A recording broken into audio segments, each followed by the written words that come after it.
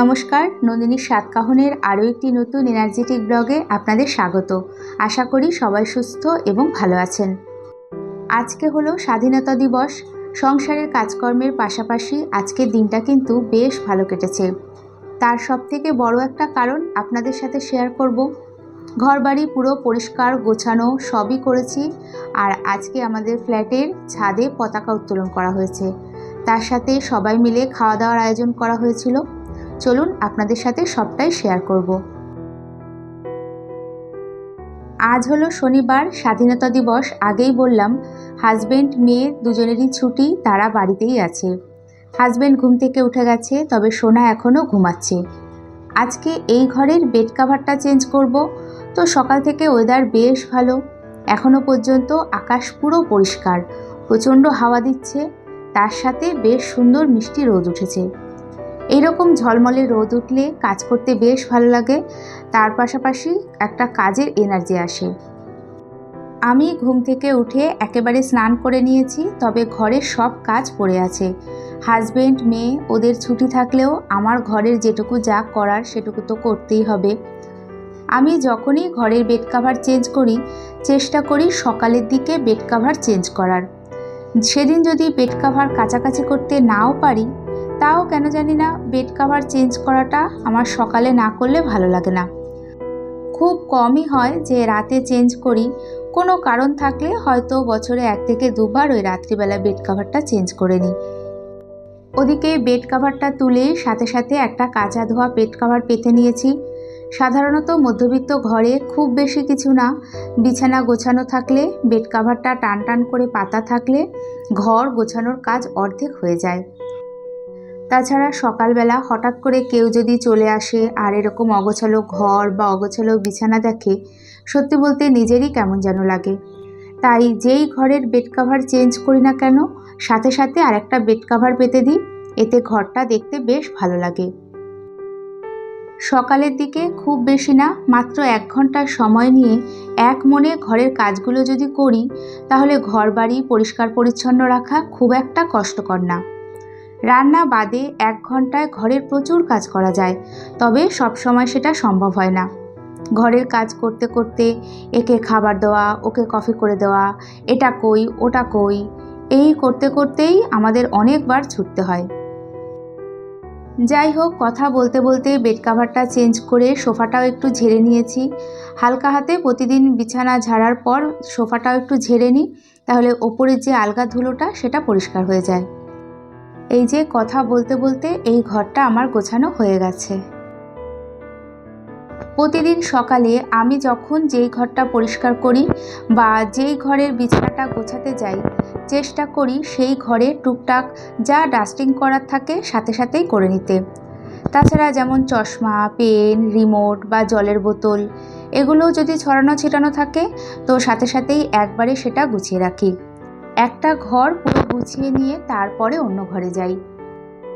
এইভাবে একটা একটা করে ঘর গুছিয়ে নিতে খুব বেশি হলে 7 থেকে 8 মিনিট বা 10 মিনিট সময় লাগে। বেড কাভার চেঞ্জ করলে তখন একটু হয়তো বেশি সময় লাগলো, না হলে খুব তাড়াতাড়ি হয়ে যায়।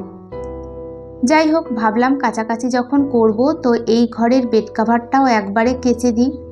আর এই ঘরে কেউ থাকে না বা ঘুমায় না, তো বেড কাভারটা খুব একটা ময়লা হয় না।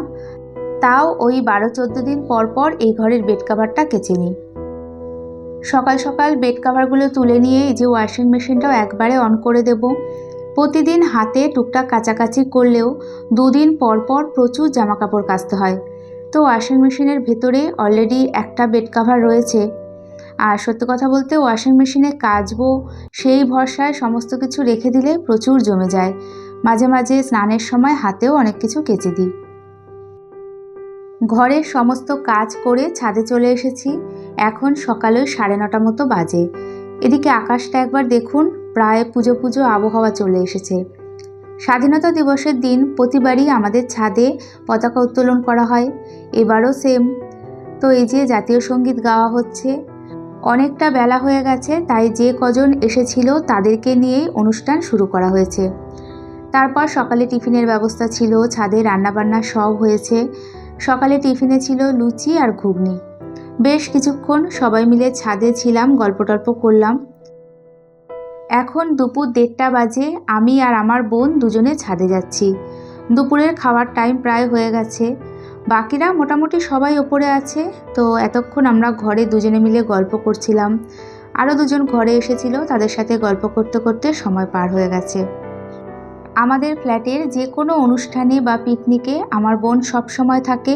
তো আজকেও এসেছে, তবে সকালের দিকে থাকতে পারেনি। ওর স্কুলেও 15ই আগস্টের বিভিন্ন অনুষ্ঠান ছিল, তাই সকালে আর থাকতে পারেনি। স্কুল থেকে ফিরে এই যে এখন এসেছে। এদিকে দেখুন ছাদের ওপরটা কত সুন্দর করে সাজিয়েছে, দেখতে খুব ভালো লাগছিল। তার সাথে আজকে বেলার দিকে ছিল প্রচণ্ড হাওয়া, মানে উল্টোপাল্টা হাওয়া, আর ছাদ থেকে চারদিকটাও দেখতে ভীষণ ভালো লাগছিল। আজকের দুপুরের মেনুতে ছিল আমাদের বাসন্তী পোলাও, খাসির মাংস, স্যালাড, আম আর আনারস মিশিয়ে চাটনি, পাঁপড় আর সাথে মিষ্টি। বাসন্তী পোলাও থেকে খাসির মাংস প্রতিটা রান্নায় দুর্দান্ত হয়েছিল। হাজার পদ না করে ওই সিম্পল 2 পদ রান্না হয়েছে, এতেই সবাই খুব তৃপ্তি করে খেয়েছে। এই রাঁধুনির রান্নাবান্না খুব ভালো হয়েছে বলে সবাই মিলে ঠিক করেছে যে এবার আমাদের ছাদে দুর্গাপুজোর যে 5 দিন রান্নাবান্না হয় এই রাঁধুনিকে দিয়েই করানো হবে। তো দেখতে দেখতে পুজো তো প্রায় চলে আসলো। এরপর ছাদে আছে আবার আমাদের মহালয়ার পিকনিক। যাই হোক, এখন দুপুর 3:30 বাজে। সমস্ত জামাকাপড় শুকিয়ে গেছে। খাওয়া দাওয়া করে একেবারে রেস্ট নিতে বসলে পরে জামাকাপড়গুলো ভাঁজ করতে আর ইচ্ছে করবে না।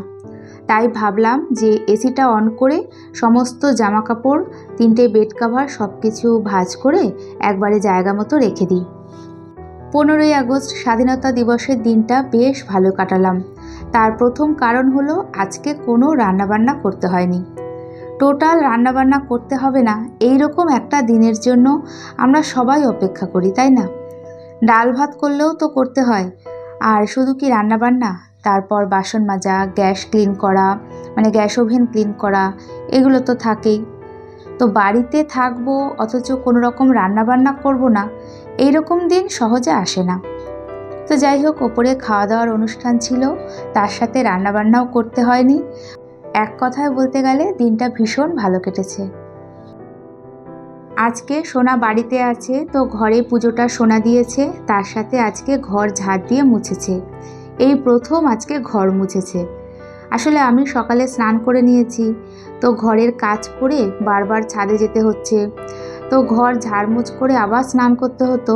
তাই আজকে ওকে বললাম যে একটু ঘরটা ঝাড় দিয়ে মুছে দেবে নাকি, দেখি একবারে রাজি হয়ে গেল। যাই হোক, মোটামুটি এই যে এগুলো এখন শুকিয়ে গেছে, এগুলো ভাঁজ করে জায়গা মতো গুছিয়ে রাখবো। 2-1টা জিন্সের প্যান্টের কোমরের পোর্শনগুলো একটু ভেজা রয়েছে, সেগুলো ব্যালকনিতে মেলা আছে, অসুবিধে নেই, এগুলো রাতের দিকে সব শুকিয়ে যাবে, ভাঁজ করে নেব। কথা বলতে বলতে আমার সমস্ত কিছু ভাঁজ করা হয়ে গেছে। এবার এগুলো জায়গা মতো গুছিয়ে রাখলেই এবেলার মতো কাজ কমপ্লিট।